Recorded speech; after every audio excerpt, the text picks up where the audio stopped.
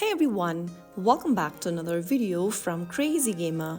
In this video, I'm gonna show you how to link AFK Arena with Facebook. Linking your AFK Arena account with Facebook helps you synchronize progress and restore your account across device.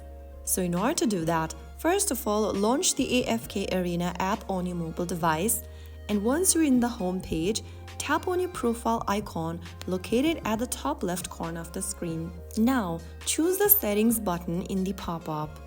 Click on Account Center on the next page, and then go ahead and tap the link button right next to Facebook so that you can link AFK Arena account with Facebook. Tap the Continue button in the pop-up and sign into your Facebook account by entering your login credentials.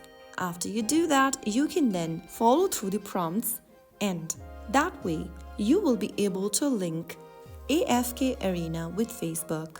After you do that, you will then be able to link your AFK Arena account with Facebook. Now you can enjoy cross-device syncing and easy progress restoration. That's it for today's video. I hope you found it to be helpful.